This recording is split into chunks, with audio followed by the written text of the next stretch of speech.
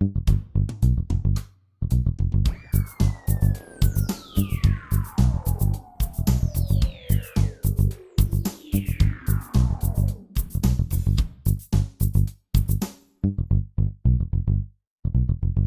to Everything's Dumb.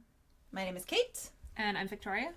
And today we're going to be talking about online recipes and food blogs and how dumb they are. But first, I have a question. Yes. Why is every variety pack of like a food or a beverage, why, if it's 4 different varieties, why are there 3 varieties that sound good? And 1 variety that you couldn't pay me to try? That's a very good question. I don't like it. And I think it's bullshit, and I think we're being conned. I agree with you. The worst, because I've literally never seen a variety pack where I was like, yes. It's like, sure, okay. There's like usually 1 flavor that you really want to try, and then there's 1 flavor that you really don't want. And the worst is when you're like, okay, so this is an 8-pack, and there's 4 different flavors, so I'll get like 2 of each flavor. So the flavor that I don't really like, I'll only have like 2 of those that I need to pawn off on someone who comes over to visit me or something. And I strategize. And then you open it up, and it's like, there's 3 of these, and then there's 2 of these, and then there's only 1 of the one you want. But the one you didn't want, you now have 3 of. It's so... I feel like it should be illegal. Yeah, that's definitely happened to me before, and I don't understand, because it's usually not that the ingredients to make that flavor are like more expensive. No, they just want you to buy more. Do you want 4 mango flavors? You have to buy 4 of these shits. Ugh, that's so stupid. It should be federally prosecuted. Okay. You should run for office on that platform. Not that I feel strongly about this. I know. But I just feel like variety packs... Yeah, it should be equal, or if they know that... I mean, they have to know there's a gross flavor. I think they do that on purpose, so that like they take the like 3 flavors that everyone wants to try, and they put them in like 3 different variety packs. Yeah. And there's always like a tropical variety pack. Yeah. But the tropical variety pack is like guava and mango and lime. And what? Lime? I mean, sure, but really? You're gonna do like lime is passion good, fruit? but it's very basic. It's not really a tropical flavor. Yes. It doesn't belong. It's Yeah. It's a scam. Yeah. I hate it. I want to be able to have the variety, but not with your shitty ass flavors. Stop making them. I just think everything, I guess you're probably talking about drinks or popsicles, which I just ate one of. But yeah, I always think about, beers that have a variety pack. Yeah. Like a brewery will put out a variety pack of their different types of IPAs or something. Mm-hmm. I just think that everything should be sold individually, or you should do like a mix and match. Makeup. You could do the same thing with makeup. The same rant. Like, an eyeshadow palette. I'm never going to use this whole row of colors, but I really want this one, and I can't find it anywhere other than in this thing. Yeah, there's always 1 or 2 colors where I'm like, who wants this?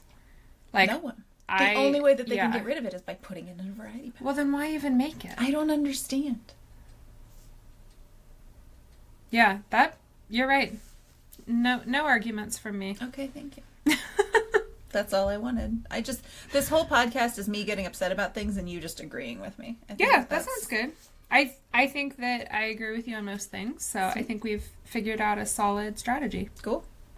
Nice. Well done. Around.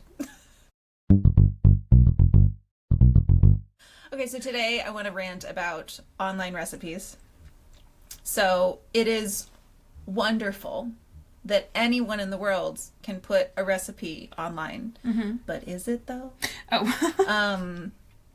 I get it's really great that anyone who is a really good cook and can be really creative with different flavors and different aspects of nutrition and like hiding veggies in places and substituting it's wonderful how much online recipes have opened up for people cooking at home. And it's great for anyone who's a really good cook that can put recipes up on there. It's great for anyone that has like a family recipe. Maybe I don't know how to cook, but I have this one family recipe that's been passed down that's like the best whatever. It always feels like that's a sauce. Like the best sauce you've ever tried, and you have to follow these exact directions. I'll share it with the world.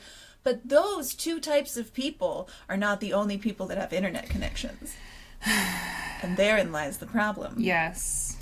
It's unfortunate that everyone has access to the internet. Yes. I think that you should either have to, like, earn your place Everyone on should be social able media. to take stuff away from the... You should not be able to post or create, or there Right. should be some little just a little filter, Yeah. like just a little... Who controls it, though? Who Has approves one it? other person made this and said that can you get one person to vouch for this recipe? Okay. If there's one person that's not in your immediate household and under threat, if there's one person that's like, no, this is good, then it can go. But I feel like there's no safeguard, Right. nothing. The Wild West. I do realize that we have before, and I feel like this is going to happen in this episode, we have complained about white women quite a bit on this podcast already. Yeah. And I pretty realize terrible. that for everyone watching online, this is obvious, but for those of you just listening, we are both white women. Yeah. So We are. I'm sorry. I'm so deeply sorry. We are coming from a place of education on this subject. Yes. And I think the recipe thing, we're definitely gonna some white women should not be able to post. Mm-hmm. You shouldn't be able to damage other families the way you've damaged your own. The origins. Agreed. You need to stop the pain somewhere. So online recipes got their start in the 1980s when online got its start. That checks out. When everyone started having a home computer and more people were being able to post things. There used to be these things called Usenet news groups, which is fascinating. How Usenet user network groups, basically. So these were text-based forums. It's basically the first iterations of Reddit. Think of it that way. So it's just a place where people can... There were no photos. There was nothing fancy. So you couldn't even see what the thing looked like until you made it, which must have been terrifying. But it was just all text-based forums where people could go and write and input things. Rec.food.recipes or net.cooks were very popular ones, apparently. The first places where online recipes were Those posted. names are brutal. Yeah, it was not... They didn't have marketing people back then looking at these things. It was just a bunch of nerds. And in 1996, one of the first online recipe websites, Epicurious, which is still around today. They were one of the first. They made people able to search recipes from Gourmet and Bon Appetit magazines. So basically, they would take the recipes from these popular magazines, post them online so that people could then have access to them, which is, to post a recipe in a magazine, people had to clear that. Yeah. You have to have an actual good thing. That was where there were photographs. Yes. There were people that were vetting this recipe, and so it was basically just taking those and putting them on a long forum so you didn't have to have a hoarder, a bunch of Bon Appetit magazines in your home. I remember when I was younger, when the Food Network was becoming a really big thing, and my older brother was telling me about his friend who would watch things on the Food Network, and the Food Network used to just be you would just watch, and all you would do was just watch all these people make all these dishes, and they were instructing you, but then they were half a cup of this, and then they were just, their pre-prepared, pre-made, pre-chopped serving of onions just went in, so they weren't actually making it on screen, they were just sort of adding all the pre-prepared ingredients and stuff, and you couldn't you could sit there with a notebook and try to remember and try to jot it all down, but when the internet started becoming popular, you could watch someone make something on the Food Network and then go online to thefoodnetwork.com and get a printout of the recipe that had all of the ingredients, so you didn't have to sit there and if you missed something, you missed it. Yeah. And hopefully it still tastes okay. But there were the early iterations of recipes being online were all things that were somewhere else that were then just made available online. And unfortunately, that's not the way that things are today. If you have ever looked up a recipe There are recipe sites, which are like Epicurious, just straightforward. Here's a recipe, here's the ingredients, here's how you make it. And then there are food blogging sites. Yes, there are. And the food blogging sites, I think we're all familiar with. That's where you have to hear an entire life story. Oh my God. In order to get to a recipe. I just want to know how to make house-made croutons. I do not need to hear about your grandmother bringing this recipe over on a wooden ship. I really don't. I don't need to know. Yeah. There's a lot of theories on why this kind of stuff happens, why food bloggers have to put all of this content in. They all do it. So SEO reasons, the more words you can put on your webpage that can get picked up by search engine, the better your traffic will be. There's also, I've seen people make argument, it helps create a connection between your audience. It doesn't. Right, because no one reads it. Give me good food, and I will keep coming back. Give me good recipes, and I will keep coming back to your food blog. I do not care what you loved as a child. Yeah, I have something slightly hypocritical to say. Okay. I feel like they add that stuff because they think that the public like wants to know about them. They think that because they have a food blog, they're like kind of a celebrity. Okay. And that they're like a celebrity is wrong. Public figure. Yes. And they're think content creators. Yeah, everyone like has to know. Like, how many times do you make this recipe per week? Does your hubby love it? Because you know these bitches all use the word hubby and kiddos. Yep. And I'm like, I know you have bleach blonde hair and you live in the Midwest. Like, please stop using these words. They are offensive to me. Yes. But I feel like it's hypocritical because we just started a podcast where we just talk about ourselves nonstop. But yeah, that shit it's gotta go. Like, no one cares. And yeah, like you just said, if you give us good recipes and the food tastes delicious, then I'll look around your site and I'll use your other recipes and I might even leave a review or post a picture or something. But I don't need to read, like, I don't care. And they put in a jump to recipe button. Thank God. For people like us who don't care. But one time, very recently, I saw there was a jump to recipe button and then they had put in next to it a little box that said, you can jump to the recipe if you want, but you'll be missing out on a ton of tips and tricks. And I was just like, oh, so you know that you have to put in that button, but you don't want people to use it. Yes, exactly. And then I clicked it extra hard. Yeah. The most frustrating is when that button is broken. Oh, God. And it doesn't work and you just have to scroll. I have never tasted of the best food I've ever had in my life. I have never tasted something and been like, I wonder where this person summered when they were a child.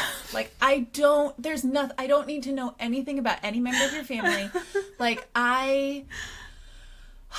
Yeah. It's always like, you could buy the limes from the store, or you could grow them in your backyard like my grandmother did. I'm like, what does this have to do with the recipe? Oh, okay. I don't care. There are ones literally where it's just, you can tell that they're just trying to fill a page. Because the other thing is when you scroll, if you ever have to do the thing where you scroll past everything, you scroll past boxes and boxes of ads. Yes. Like these people, it's just to fill. Oh my God, the pop-up ads. The longer it can be, the more ads that they can fit in. So all they're just trying to do is make it as long as it can possibly be. So there are ones where it's my great aunt Dolores, who lived in Cape Cod, and I used to go visit her every spring with my family, and she always had lilies in a vase on her kitchen counter. Her favorite color was red, like the roasted red peppers in this dish. It doesn't matter. Nothing about great aunt Dolores has anything to do with this fucking recipe. You just needed she probably doesn't even exist. I guarantee.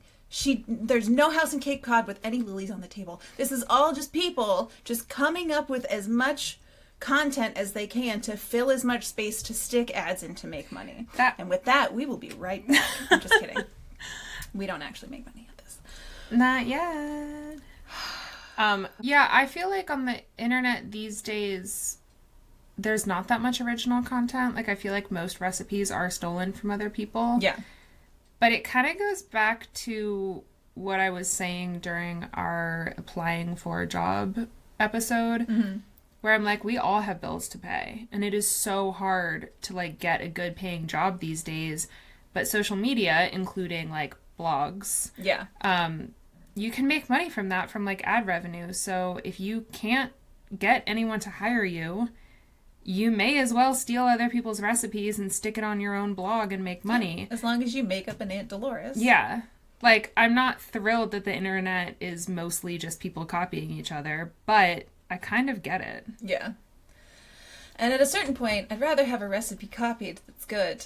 Yeah, that's true. than an original one created. Yeah. So moving on to that, the TikTok viral recipes.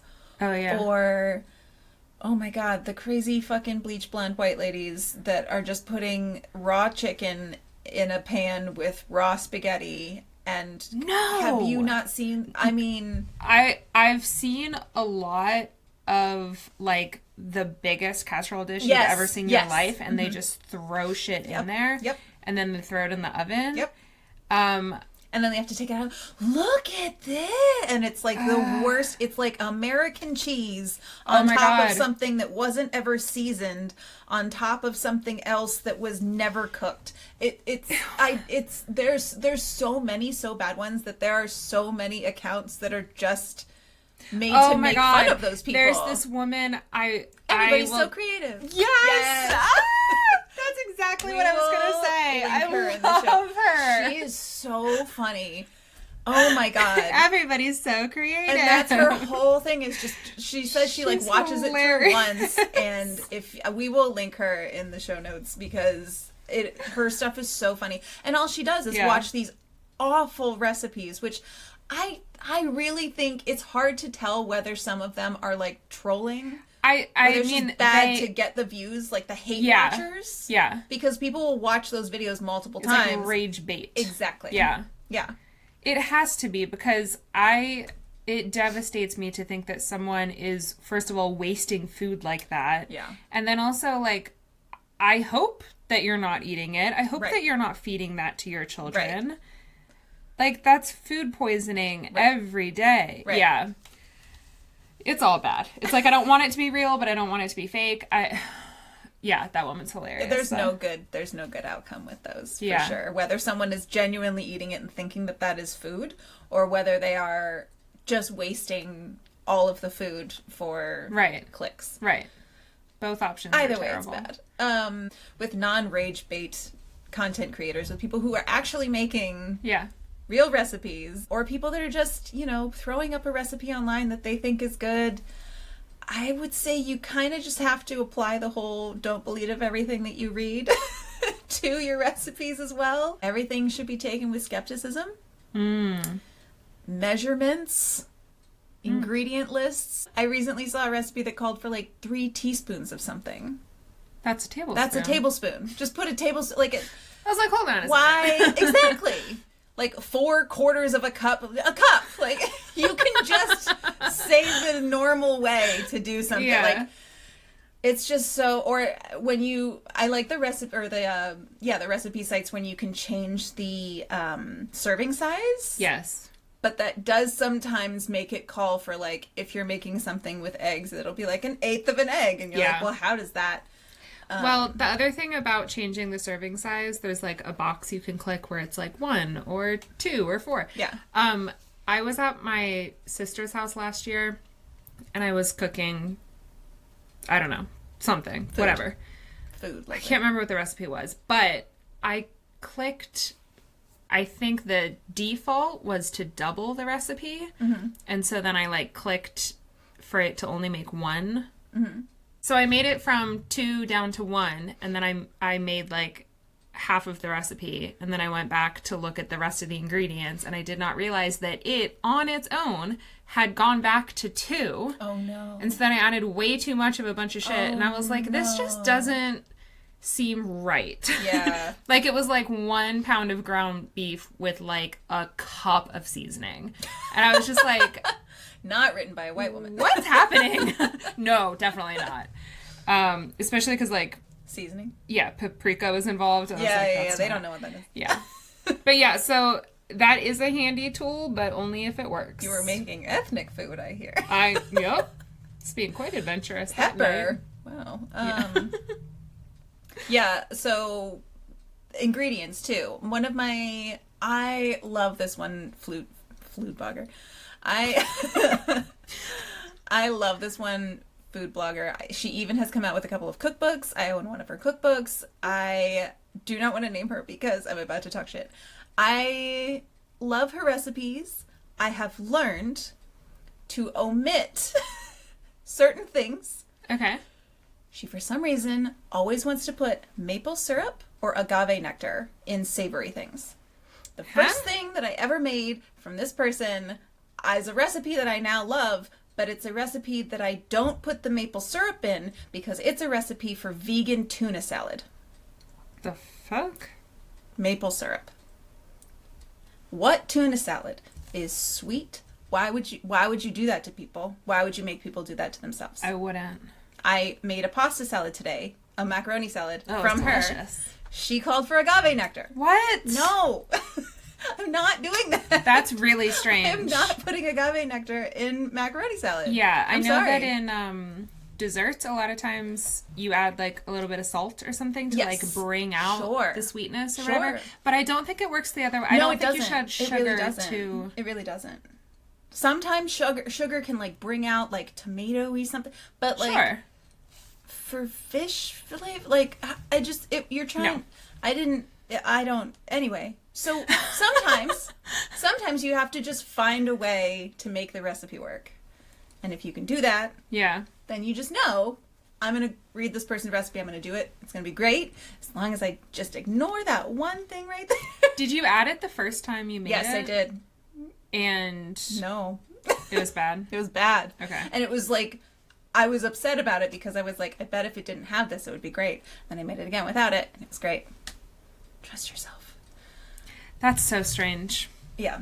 I wonder what happened to her as a child. I don't know. Yeah. I don't understand. I mean, so anytime I make something sweet from her, it's great. Of course. Amazing, because she's obviously got a sweet tooth that is out of fucking control. Right. Another tip, if you are making a recipe from online and you're unsure about it, read the comments. Oh, yes. I always scroll down. From people that have read especially if you're like, I don't know about that ingredient. And then you scroll down and you're like, it was great. I omitted this. And then you can pick up little tricks. If you don't have an ingredient, like certain recipes will call for like one ingredient that isn't as common. I cook a lot of vegan food, and so there's a lot of that kind of stuff where it's like, well, I don't really have that. And you scroll down and it just gives you like, I substituted this and it was great. I added more of that and it was even better. It didn't quite thicken up for me. Like all the little things that you're going to run into are usually in the comments. Yeah. If it's a recipe that people have tried and liked, and if there are no comments, click away. Yeah.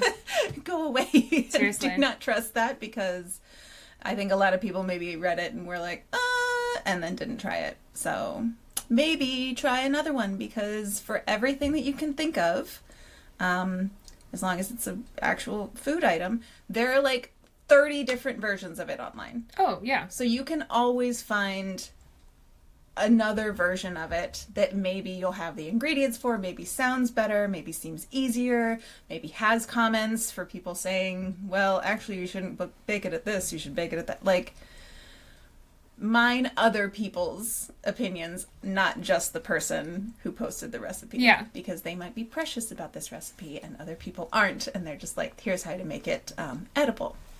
So that's helpful. You do want your food to be edible. Yes.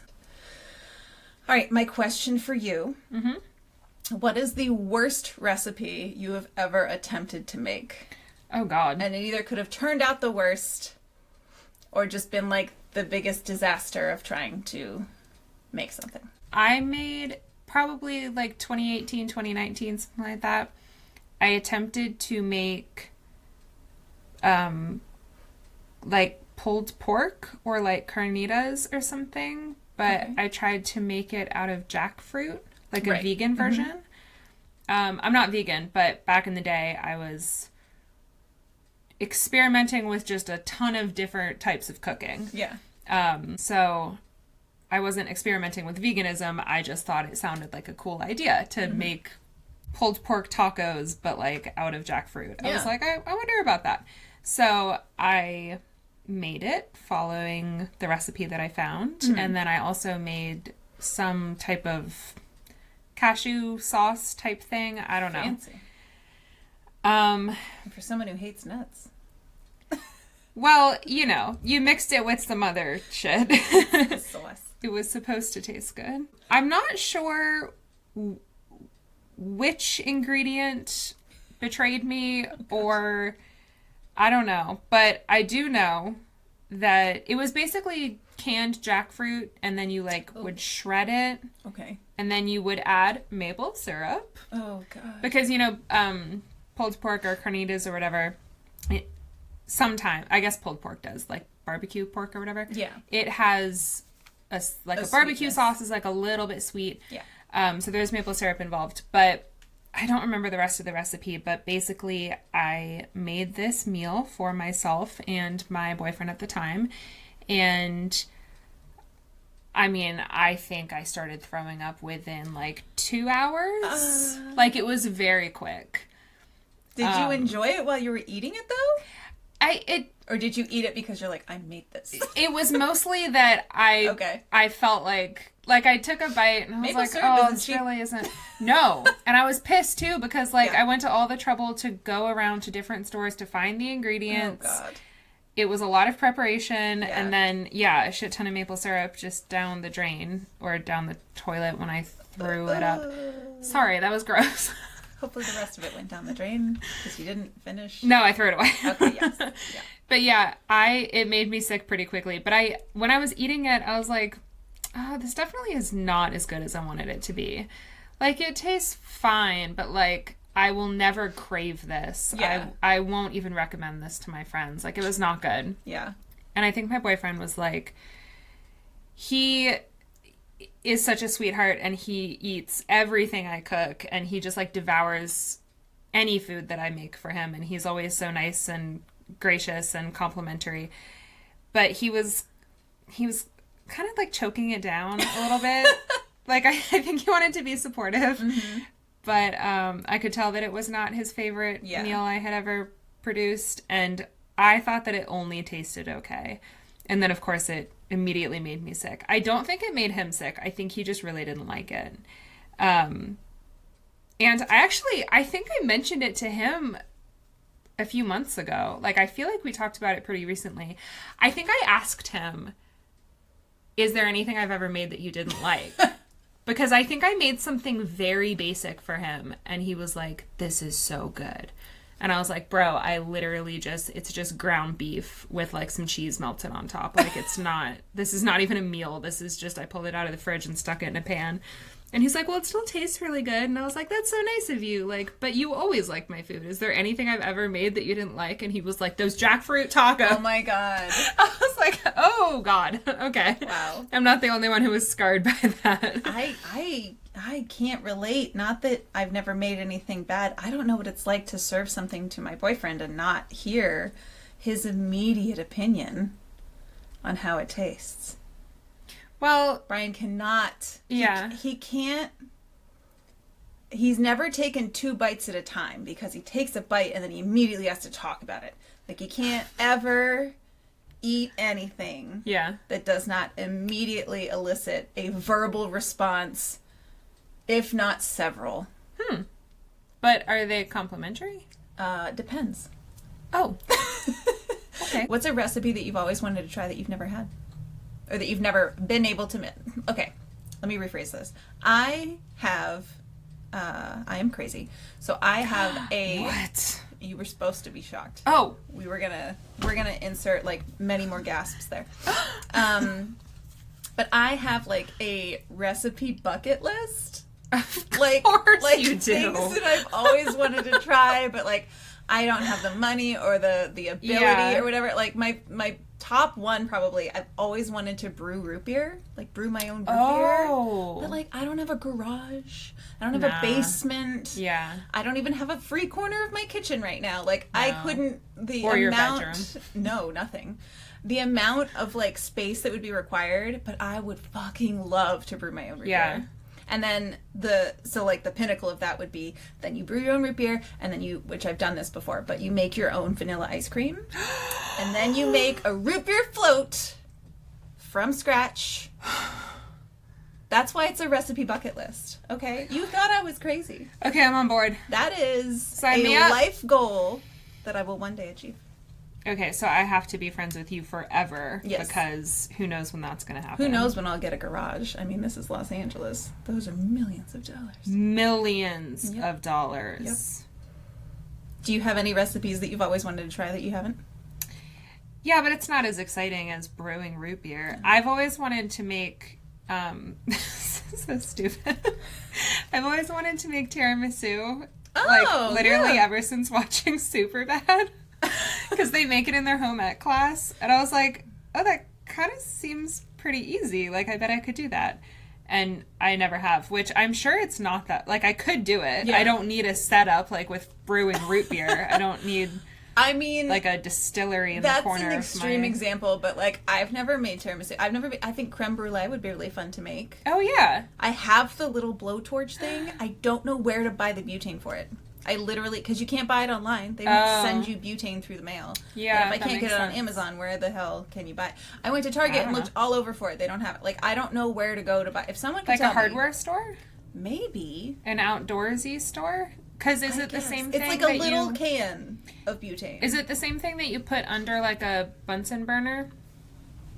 You know, for like camping? I don't know. Try looking at, does Dick's still have an outdoorsy section? A camper? Probably. I know you don't know anything about camping because you I thought you were going to say I don't know anything about Dick's. And well, we know that's not true. That needs to be retracted. I have been in customer service far too long. I deal with many dicks on a daily basis. Not the kind of dick I Everyone has been a dick lately, and I have to put up with it. So I know far too much. You thought I was going to go dirty. Of course. Mind in the gutter. It's not my fault. I've met you. Your mother is listening to this. That's... unless she's turned it off by now. We can only hope. And now I am the great shame of the family.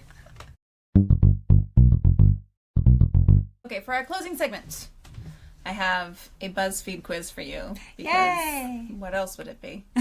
We really need to get sponsored by BuzzFeed. Yeah, that'd be cool. The BuzzFeed quiz today. This personality test knows your favorite food. Huh. How creepy. I don't even know my favorite food, so this will be interesting. I thought you were going to say you don't even know your personality, which... Well, I also don't know that, but that's a more serious conversation, I feel. Might be changing. Number 1. What are you doing at a party? Talking? Dancing? Eating? I'm not at a party. I mean, realistically. Can I choose the option, do I have to choose the option that goes with how I actually am, or can I choose how I want to be? Because the reality is that I'm not at a party, but what I want to do is be at a party, and I want to be eating. I'm going to put eating because you do go to parties. Okay. All right, next question. Which of these things would you rather play with? Oh. Crayons, Legos, dolls, or dildos? Just kidding. The last one was board games, but they really missed the opportunity there. And I feel like they're missing a huge part of the population. Yeah. Anyway, crayons, Legos, dolls, or board games? Oh, I was going to choose board games. I mean, yeah, of course, but it's not as fun as dildos. You said it in such a way where I was like, Board shoot, games. now I have to choose something else. Even though we constantly play board games together. I thought you were going to say even though we constantly talk about dildos. How many close friends do you have? What's my fucking competition? You know all of them. 0 to 2. God. Aww. 0. 3 to 5, 6 to 10, or 11 plus. I don't know if people can have 11 plus close friends. So you know how like certain certain quizzes, when you take them, there's like A, B, C, and D, and then you can tell that like from every single column, A is the same, B is the same. Yeah. This is not that, because I am not at a party is the same person, would be the same choice as 11 plus close friends. So this is a little more dynamic. Okay, so 0 to 2, 2, 3 and to 5, 3 to 6 5. to 10. I'm going to go with 3 to 5. And then family doesn't count. Okay. I like to think that my sister and I are friends. My sister, it's like a fan club situation. I'm a little bit obsessed with her. Oh, okay. And then she calls me, like, I think to keep up appearances. She's like, oh, I should have a relationship with my sister. Yeah. Here's a question that I need to know the answer to. What do you do when you disagree with someone? Oh, God. Okay. Number 1, debate them. That's so me. Number 2, ignore them. Number 3, I'm not going to sing the song. Let it go. Number 4, try to compromise. Sorry. No, that's. I'll just select that one now because that's clearly. Sorry. Well, it depends on who it is. I think it depends on what you're disagreeing about. And because I will let a lot of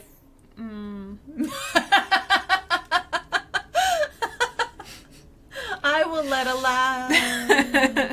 I will let a couple things. The only people that I argue with debate. The only people that I debate with, I think, in my life are whoever I'm dating and my mom. Okay.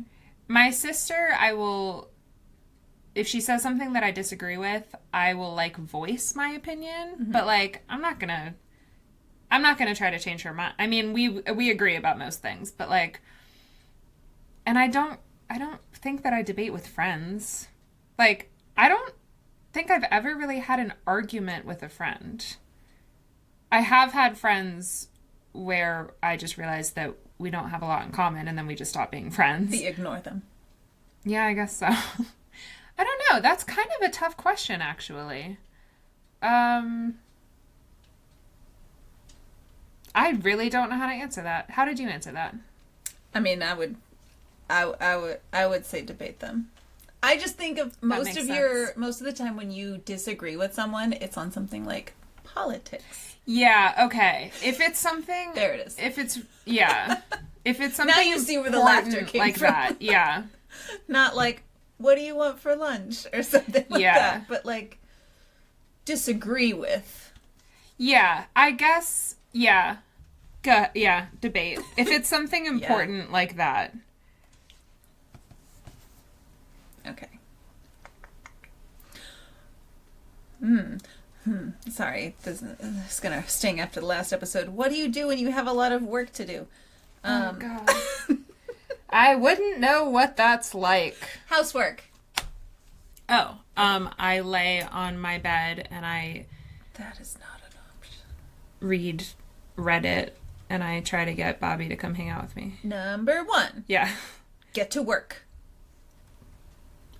Okay. Number 2, procrastinate. There we go. Yeah. Number 3, get organized first. Okay. Number 4, do it, but take breaks. Am I allowed to lie? I mean, if you want this very scientific quiz to be wholly inaccurate. I mean, procrastinate. You do not care about science. Okay. I procrastinate. Next question. Which of these things would you rather do? Number 1, cook. Number 2, hike. Number 3, sleep.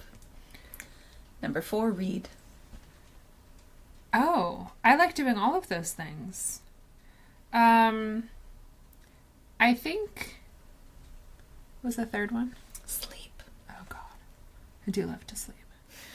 I think probably hike. I mean, I love all of those, but I don't get to hike very often, and I do really love hiking. All right. Next question. Which of these things scares you the most? Okay. Fun times. Spiders. Big jump here. Serial killers. Oh, what? Weird jump here. Ghosts. Okay. And the ocean. Obviously serial killers. You don't think the ocean's coming into your apartment at night? No. Kill you? Okay.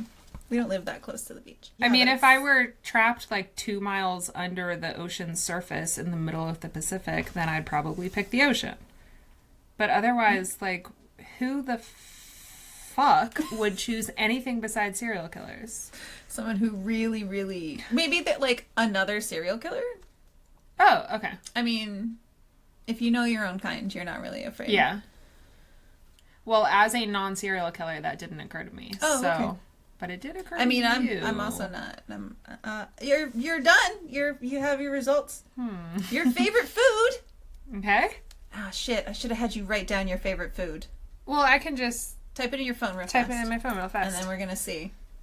I mean, we're going to see if based on your personality, I'm like, this is correct. So boring. This is going to be so obvious. Like, favorite food is ice cream. Oh. Well, okay. I was thinking of non-desserts. Oh. But if we throw ice cream in the mix, that actually is that's very close. I mean, I wrote down pizza because obviously pizza is the most delicious thing in the world. But, I mean, my favorite, if I could just choose a meal, it would be pizza for dinner and ice cream for dessert. There you go. I do love ice cream. No serial killers. No. No, thank you. Okay. Yeah, no, ice cream's great. And the best ice cream in the world is Ben & Jerry's Fish Food. I will not be taking comments about that. You will be taking sponsorships. Yes. Do they do podcasts? We'll figure it out. We could be there first. Okay, cool. That is a fish recipe that would call for maple syrup. Yes. That makes sense. That does make sense. Look at you. Tying it all together. That's called a callback. Crazy. You're such a professional. Oh, thank you. I do so much preparation for these episodes. It's insane. I type a BuzzFeed quiz into my computer and everything. Speaking of episodes, the next episode I will not be doing, but Victoria will be hosting about airports and flying. Yes. I have a lot to say. Oh, boy. No, it's going to be good. Okay, good. It's a lot of good things to say. Not good things, but funny things. Okay. Well, we're gonna wrap this up. That's not for me to decide. Before you decide not to hit the follow button, the like button, or the subscribe button, wherever you are watching or listening. You can catch all of our audio episodes wherever you get podcasts. You can catch all of our video episodes on YouTube. You can leave us a review. You can subscribe. You can follow us at Everything's Dumb Pod on TikTok, Instagram, Facebook, YouTube. You can email us, everythingsdumbpod@gmail.com, or reach out to us on any of those platforms if you have a topic that you want us to rip to shreds on a future episode. We would be happy to do that. Yes. And until then, see you next time. Yeah, thank you so much. Stay safe out there. Bye.